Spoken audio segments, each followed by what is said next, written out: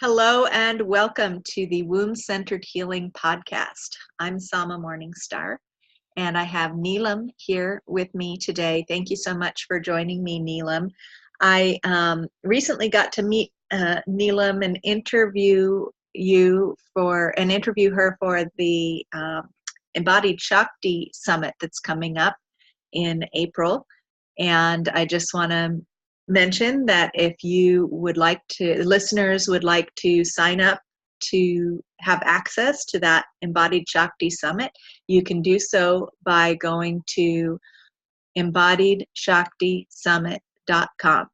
And so I'll just start out right there. And I highly recommend it because I've interviewed in that summit beautiful speakers and embodied Shakti practitioners and womb-centered healing practitioners like Neelam, and I'm so excited to talk with you again about these topics. So today we're going to focus in on what does womb-centered healing mean to you. So I'd love for you to introduce yourself a little bit, share a little bit more about your work, where you're at, and what does womb-centered healing mean to you. Good morning from India, Sama, and thank you for having me. And as before we begin, I would like to thank you for putting all the energy in collaborating this great event across the world. Because as I've been listening to different podcasts and you're meeting different speakers, it's a wonderful opportunity to get to know not only different people, but also the scope of this whole work. It's not just limited to what each one of us is sharing, but as we reach out and understand and meet different people and different women across the community who are into the feminine work, it gives us an idea how deep and how vast this work can go. So it's really a beautiful opportunity, not only amongst us to get to know that, but also it's a highly encouraged for all of us listening to this podcast and to these interviews to realize the scope of the womb work and how important it is and how deep it is. So thank you so much for putting it together for all of us. Thank you. Thank you for the work that you're doing too. We're all participating. I like to imagine, in fact, I've had many visions that look very similar to the mandala behind you with the flower of life. So one of my main visions in my purpose, when I go into meditation and ask for guidance about my purpose, I get this image of the flower of life in a spherical form surrounding our beautiful planet Earth, and that we are all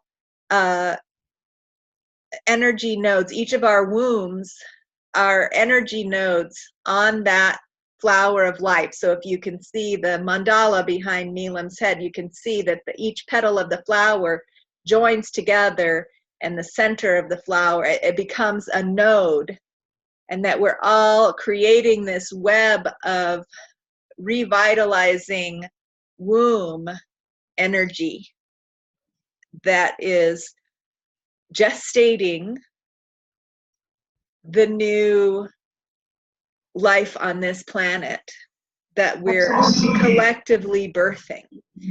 And so that's the vision of this work. And so it's wonderful that you have that beautiful mandala that I could explain that next to, so people can see the vision with me, and that we get to be literally on opposite sides of the planet right now, pulsing our womb passion together through this.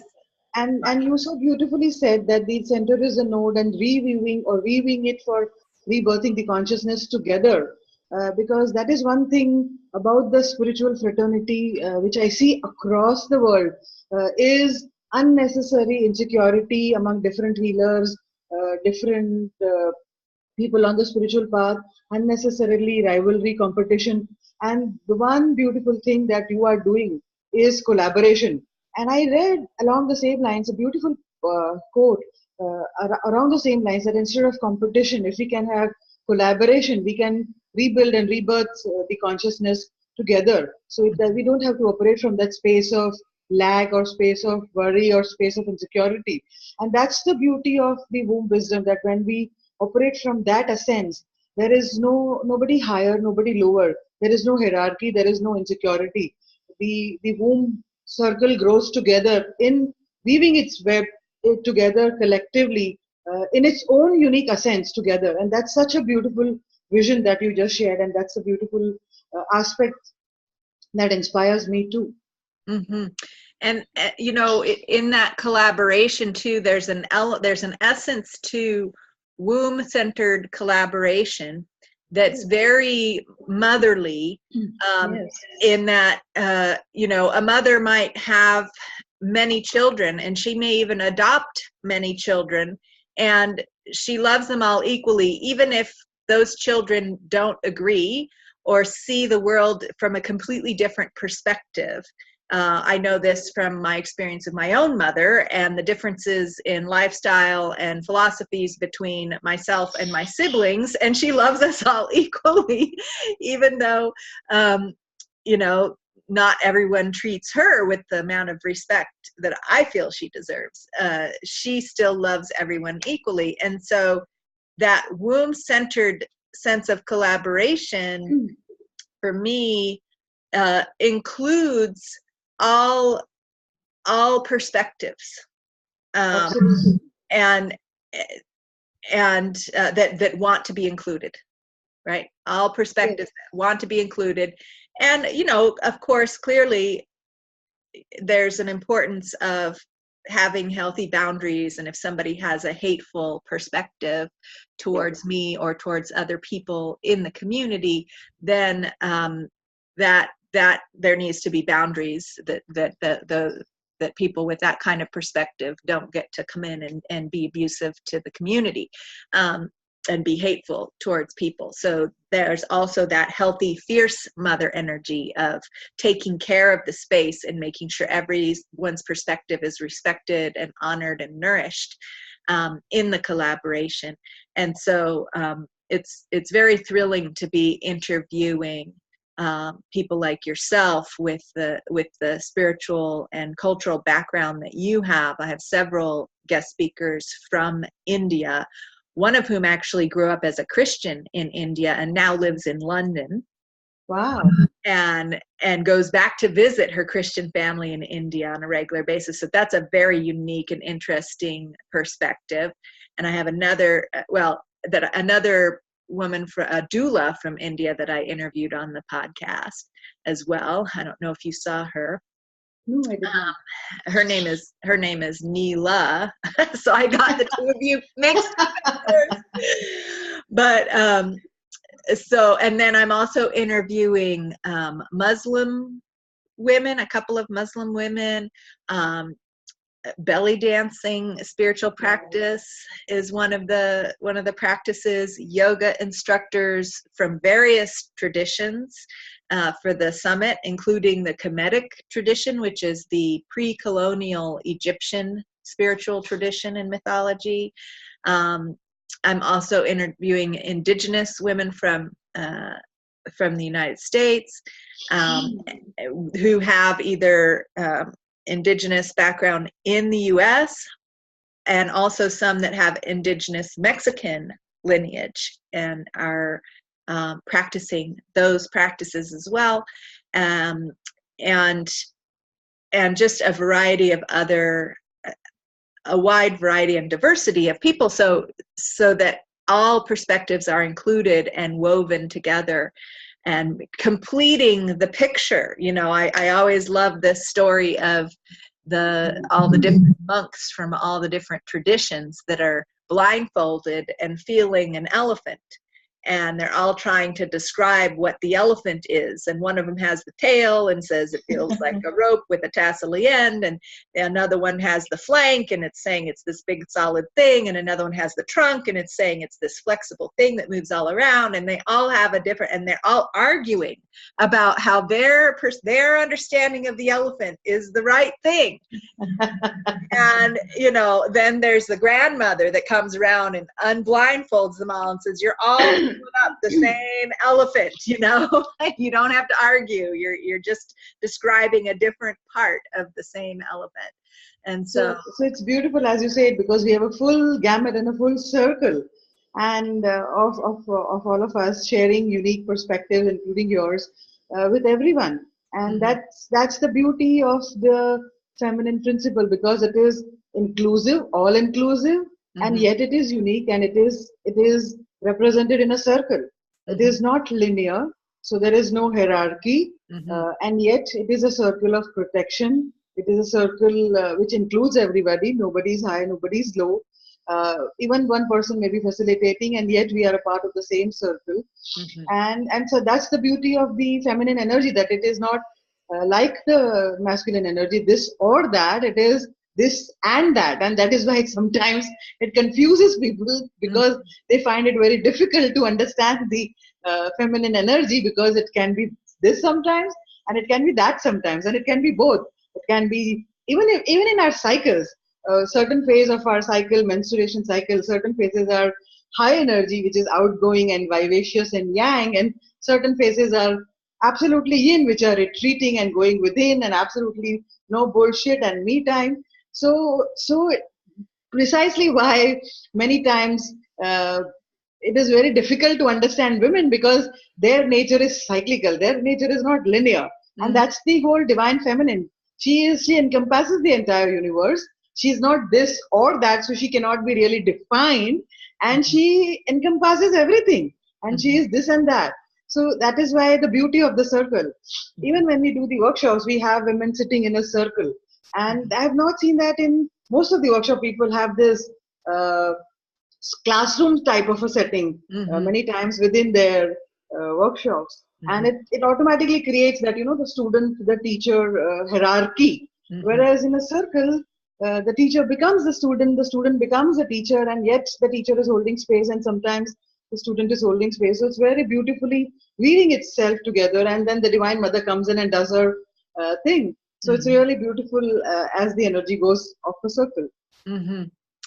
Beautiful. And it sounds like you have quite a bit of experience working in the circular format with people, but I imagine that some of your workshop attendees, and just in case we didn't articulate that, Neelam leads feminine empowerment workshops and healing workshops all over India. And have you done any in other places besides India? Not yet. Not yet, but maybe soon. Yes. Hint, hint. Um, and so you're working in this circle, and you may very well get new students who may be new to this non-hierarchical format and womb-centered way of working. And so I'm curious to hear what some of the challenges that people face when they come into that structure of learning for the first time that you might have experience with, where it is challenging for them to, or confusing to settle into some of those things that you were just sharing about.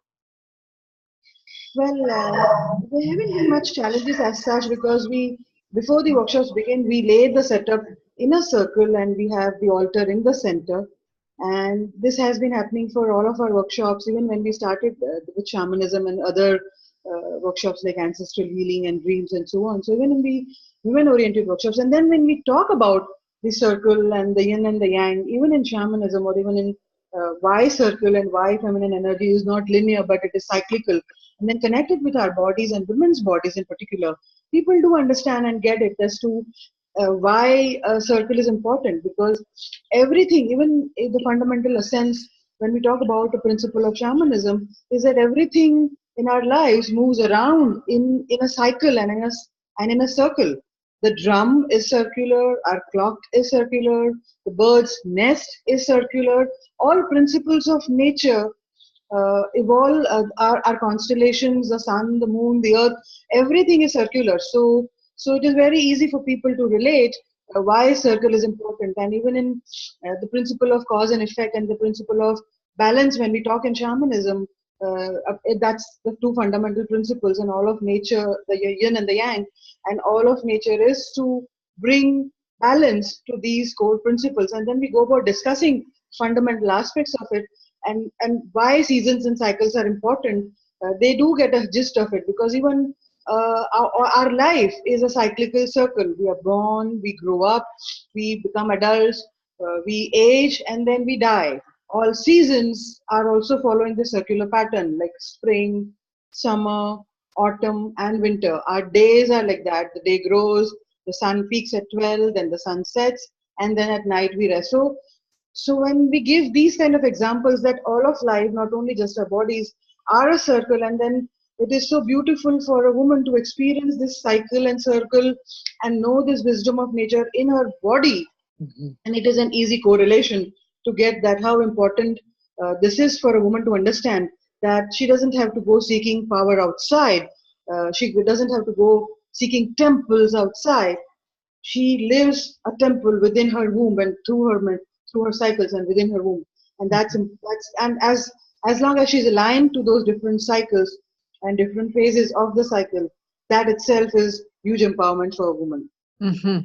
And you know, I've been to a number of workshops with similar that teach similar principles, and my Mhm. experience is when you're in a workshop like that with skillful facilitators that are working in this circular way, demonstrating this uh, integrated way of being with the cycles, holding space for everyone to be wherever they're at in their own personal cycle, and integrating that into the what we're working with in the workshop. It's easy for, and that's one of the beauties of having workshops and retreats like this, it's easy for us to rest into that. And some of the challenge then happens when you go home and your life may not be integrated and supportive of you living that way, honoring your own cycles, honoring the cycles of nature. And there may be some challenges there. And I know that when we spoke before, you shared about how you offer ongoing support to your workshop attendees, which is not always the case with most workshop leaders that I've known. They don't necessarily have any kind of ongoing support available that's reasonable and easy to integrate into your life. And so I wonder if you could share about how you support your workshop attendees to integrate this awareness that they get steeped in during the workshop into their day-to-day lives and make whatever changes or adjustments they need to, my desire was always to make my whole life feel how it felt to be at this workshop surrounded by supported people and everyone on the same page and like that. And so I've worked to create that for myself, but it's not always easy because I work at organizations that don't take these principles into account, and I have to deal with them on a day-to-day basis, and people who aren't living that way. I've just only recently started explaining to my husband about my cycles and how my activity levels need to change in order for my health to be at the optimum, and needing his support to do that because I'm less available to pick up the slack with the household chores, for example, and things like that, and during a certain phase of my cycle. And so I only recently included him in the planning because he said, oh, by the way, a coworker wants me to work for 6 days this week to cover for her. And I pointed out, well, that's the week I'm going to be menstruating. And we did that last month. And remember what happened. I was less available. And it used to be that I would just pick up the slack anyway, even though I needed that downtime during my menstrual cycle. It's taken me years to get to the point of saying to my husband, years of going to workshops and reiterating and reestablishing and working on organizing my own stuff, my own schedule and all of that around that. And now to be able to say to my husband I realized how huge that was. I said to him, actually, I'm not going to be able to pick up the slack if you work 6 days and have less to give in the household. And he said, oh, okay. I'll tell my coworker that that's not the best week, and maybe I can sub for her on a different week. It was that easy. It was like, oh, okay. But I'd been preparing by sharing with him, this is what I need to do. I don't want to plan trips on that week. We canceled a couple of trips that we were going to take, and so including him in that process and including the people in our lives and overcoming that menstrual shame enough to allow it to influence our decision making and our planning, and allowing the unknown of it, because we don't know the exact date.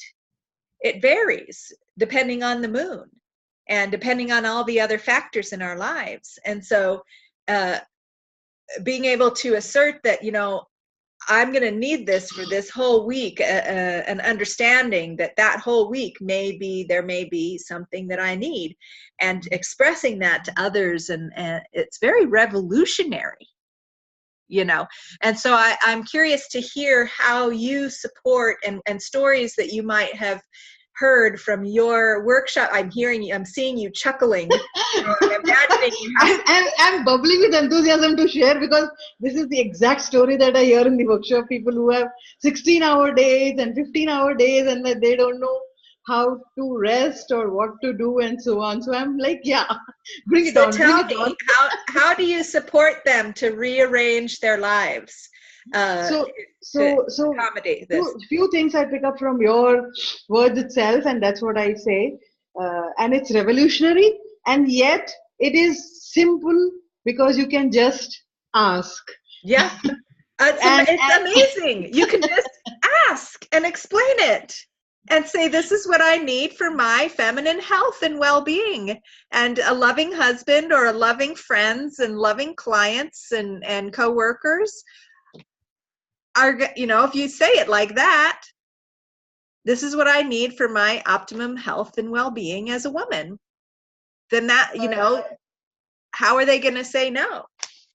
The first thing begins with, I feel, awareness, and a woman realizing that all days of her month are not going to be same. Yes. The way we've been culturally brought up everywhere is a woman becomes the doer many times, because she finds significance through her doing. Many women in India particularly have this shaming around just being, around just resting. So the moment they get into that rest or be, even if they realize they are overdoing, there is that guilt, there is that feeling of inadequacy, there is that feeling of, how can I rest? Because they've learned it through their mothers, and they've learned it through their mothers that, a woman finds significance or importance. And this is very subliminal. This is not consciously told, but girls have many times been shamed. Oh, why are you sitting idle? Come on, get up and do something. And so we learn that resting is not okay. However, a constant reminder to the students and to all of us is to realize that the feminine principle is not of doing, doing, doing. It is a pause, it is resting, and hence the pregnant pause, because only when we pause, we can recuperate, regenerate, rest, and then go on to the action phase. So it is very important to honor that phase and remember. So working around that guilt of resting, many people are struggling with that. Second struggle, which I feel, is people in India, particularly who are in the corporate world, have, and some of them have long hours. We do not work by the per hour system here in India.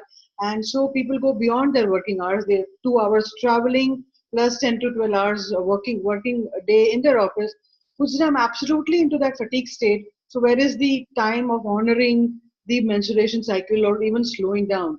That's where the whole challenge comes in. Plus you have children, as you say, and other responsibilities of household. So how am I supposed to say for 7 days I'm just going to rest? It practically in today's life doesn't seem even thinkable. Mm-hmm. So that's wherein my concept, which applies in all aspects of change, is what baby steps can you take to integrate this? And people will come up with concepts. I said, okay, so if you want to have peace, what baby steps will you do to create peace? What baby steps will you do to do this? So it's really chunk it down, because when I think about it as a concept, this whole change feels overwhelming. I don't even know that. How am I going to implement that? So I can begin it with one baby step, like a baby. The baby learns to crawl and then fall, and that's okay. And then baby also learns to pick herself or himself up, and then again take one step, and that's okay. So this is how we can give a signal to our bodies and to our universe, look, I'm trying. And when we do that, the universe also supports, because it tests us, no doubt, when we try to make a change, but it also supports. So we always have to commit to make one step, and then the universe sets in and bring in its help with another step, and so then it comes a full circle. So, okay, I cannot stay the whole day at home, but when I come back from work, can I say no to socializing? Can I say no to TV? Can I say I will at least have half an hour for my quiet time, and I would not like to be disturbed? Can we start making these small mini changes in our life before the big change can even happen?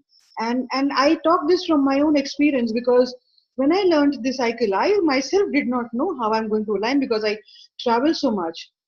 And then I would consciously remember, okay, I'm in this phase, the energy is ripe, so let me finish this off, so that when my other part of the cycle comes, when I have to slow down, I don't have to do those laborious mechanical physical oriented tasks which can tire me. And I realized through my body that when I am pushed into doing tasks or something, activities which are not majorly aligned or do not give myself rest, my body acts up, my body talks out loud. I have a backache, I have, irritability, anger triggers. And so I sit back and realize, okay, this is the phase I need to slow down. So I will not do any per se activity for super duper marketing. If some creativity is bubbling, I'll honor that and I'll write it out, because that's my way of expressing. So this is how, also by giving examples from my personal life, how I have taken baby steps and honored the cycle. And Mhm. then when I did that, universe automatically would align itself in such a way that the difficult tasks which require my mental, physical attention will not appear during the cycles, during the phases of the cycle when I'm supposed to rest. It Mhm. started aligning. And it, Mhm. of course, goes up, and sometimes you will be more aligned, and sometimes you'll be less aligned, and you kind of go with that flow. And of course, the cycles will overlap. Today, we don't have that privilege like we had in the ancient times, that we will have those red tents where we will have absolute seclusion, and we will absolutely have that quiet time. We don't have that privilege, but we can begin by making some baby steps, creating honor to our bodies or to our minds and spirit, as to how I can honor the energy of this phase in a minuscule way. And that will create a bigger change going forward. Mhm. Beautiful.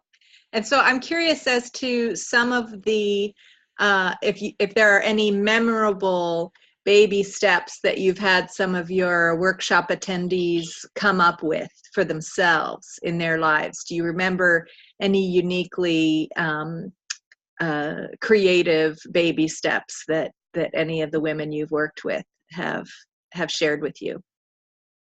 So, first, the constant reminder, uh, rest is not to feel guilty about. Rest is the feminine principle, constant reminder about that, Uh-huh.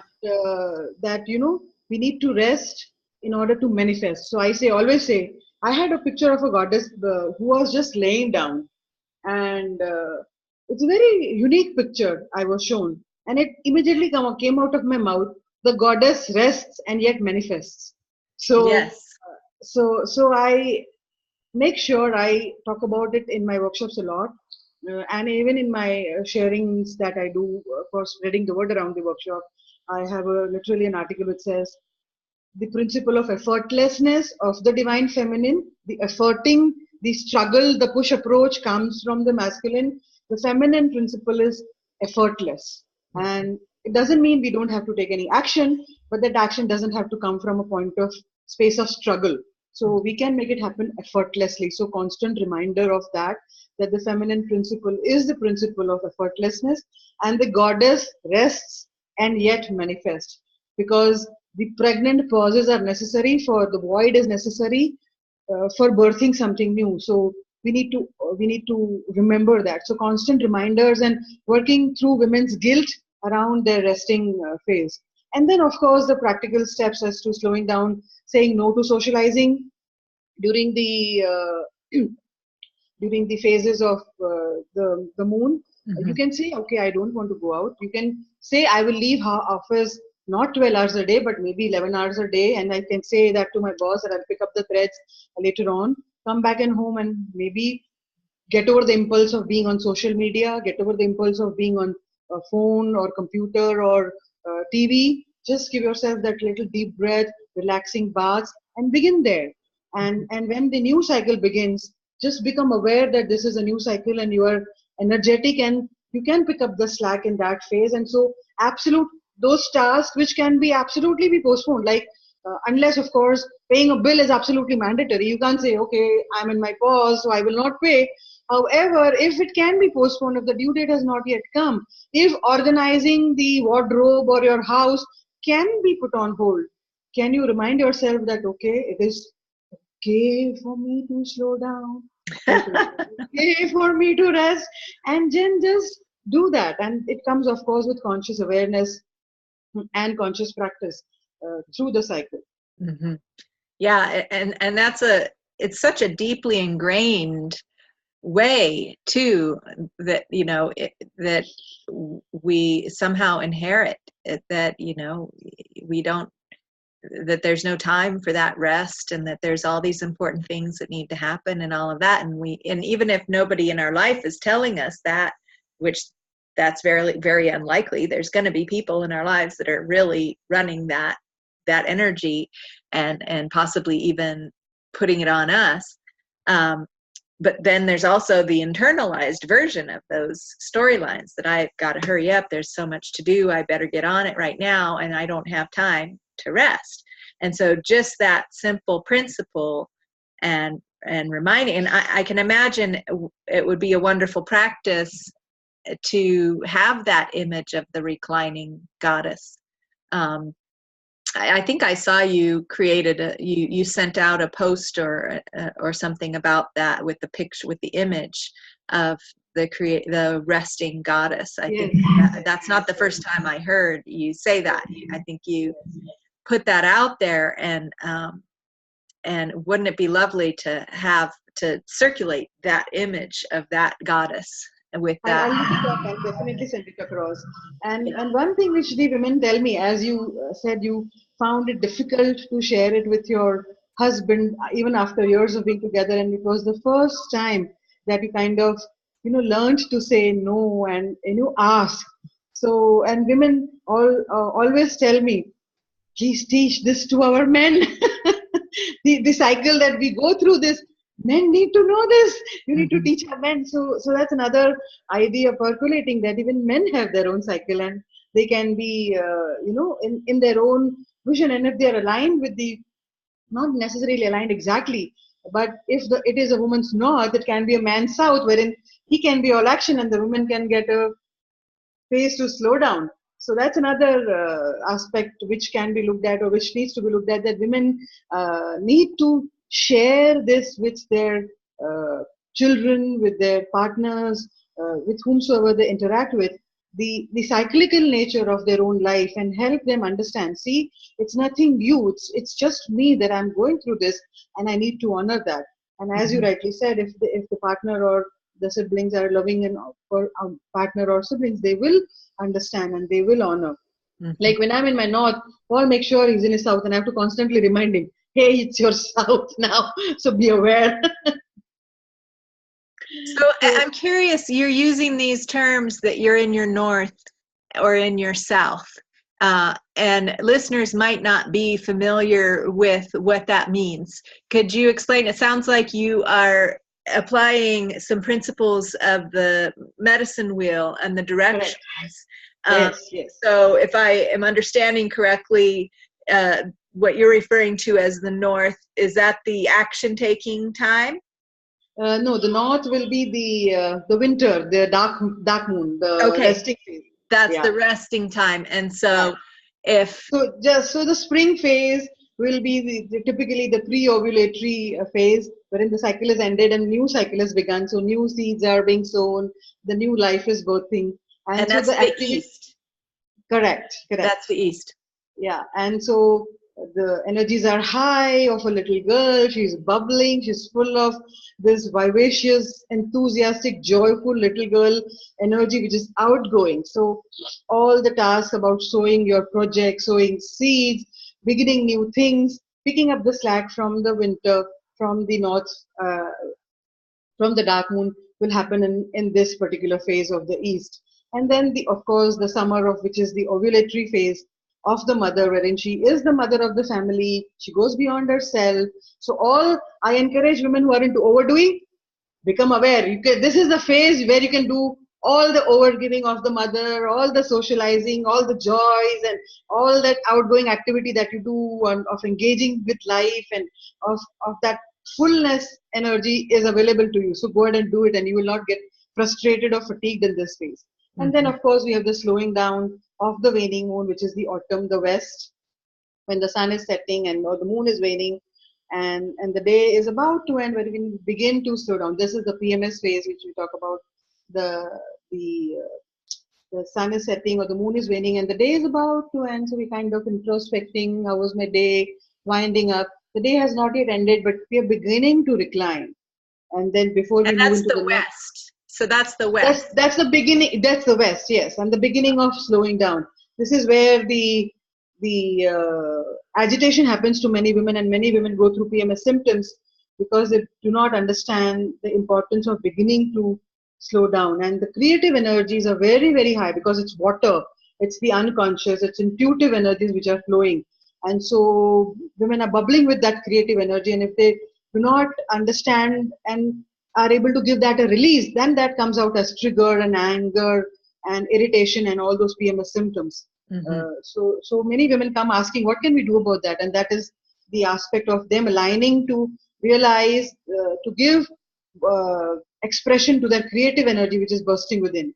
And then, of course, the last phase of the periods of the moon cycle, of the bleeding of the blood, the winter and the north, wherein you slow down, one cycle is ending before the spring comes again, and then we go another cycle. And we have these, I've been playing with how to chart these energy flows and explored all the various ways that we have drawn or charted from various different traditions, from moon calendars, lunar calendars, to the medicine wheel, to, there's so many different ways, and they all sort of overlap and create these charts.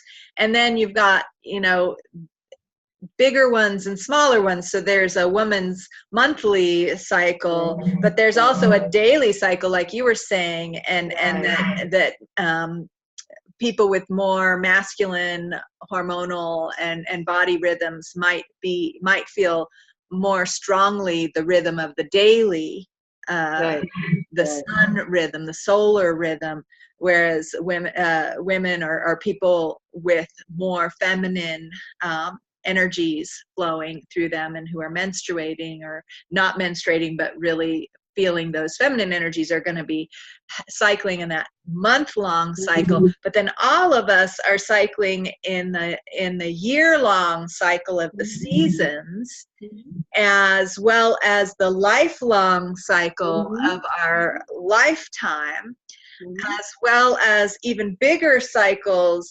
and that we, of astrological cycles, ages of, periods of time. I know in Vedic astrology, there's long ages that have certain themes that humanity is collectively cycling through.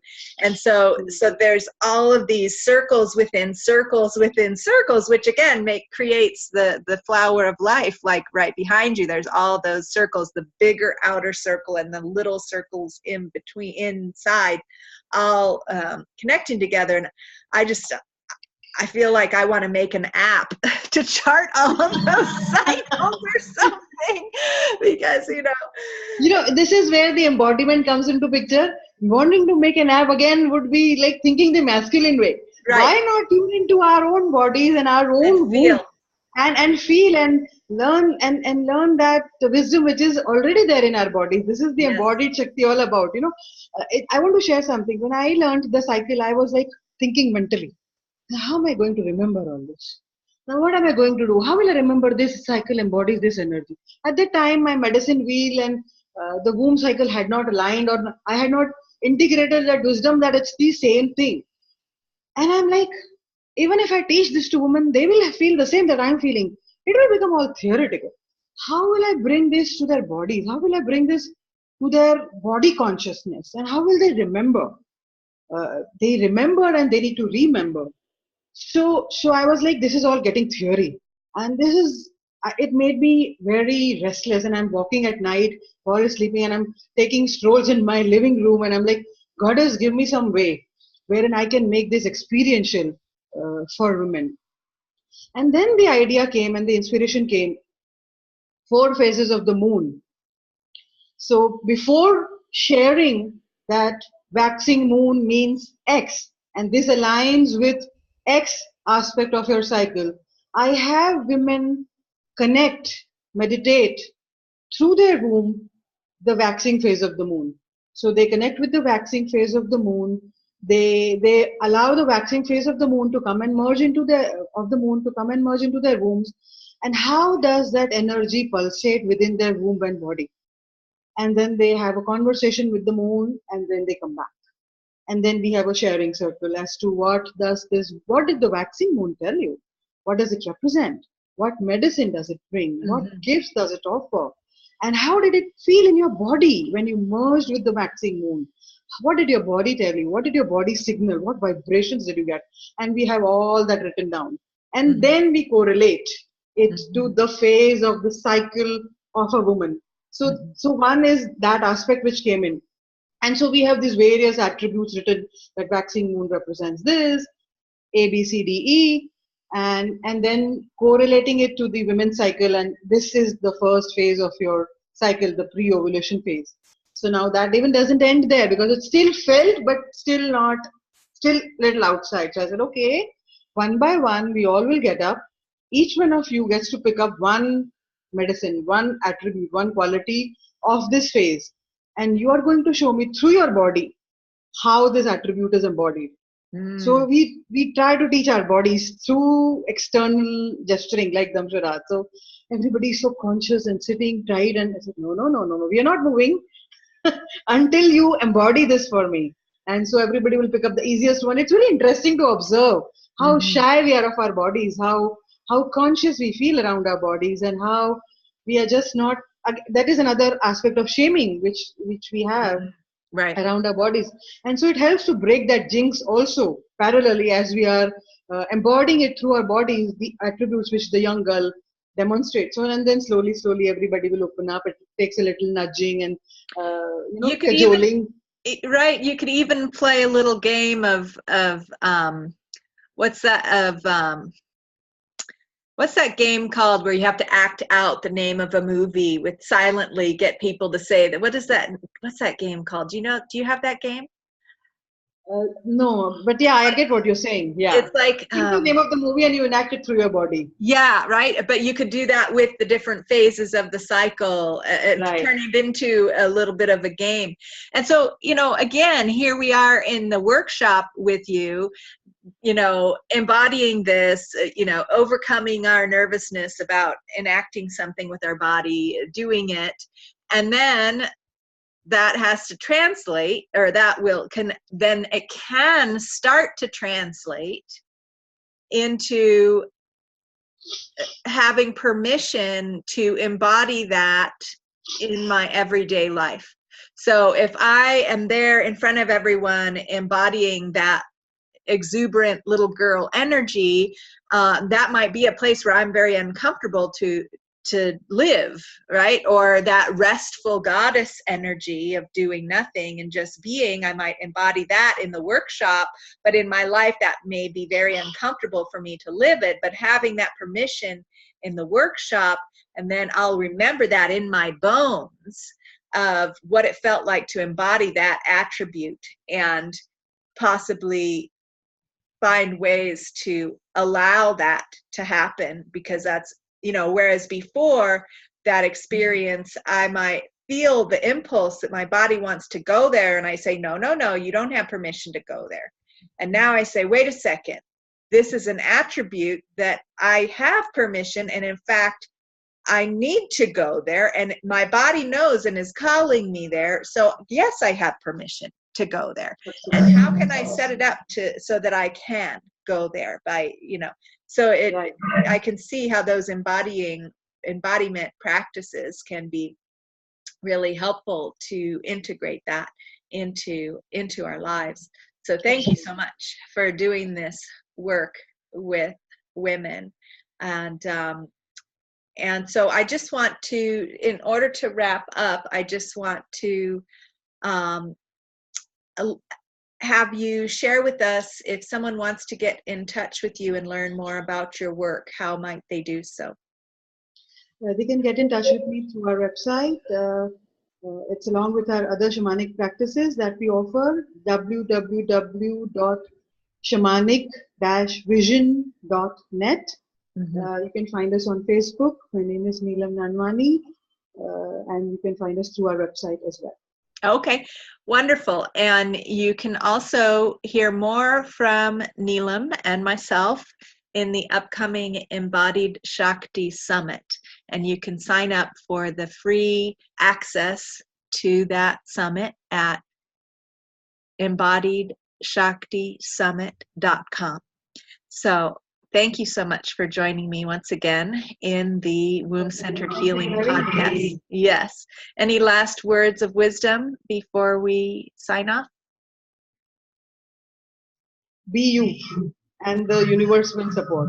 And know that the goddess rests and yet manifests. So you have all the ability to rest and yet have a life, effortless life of magnificence and radiance that you already are. And we can all work towards remembering it and reclaiming it. Thank you. So we can re-listen to that message over and over again. That's the beauty of the podcast. You can download this and listen to it as many times as you need to remember that. And when that understanding might seem far away or unreal, just to remember that we can always take baby steps. And it doesn't have to be done all at once, just baby steps. Yes. All right. Well, thank you so much once again. And that's all for now, folks. Until next time. See you.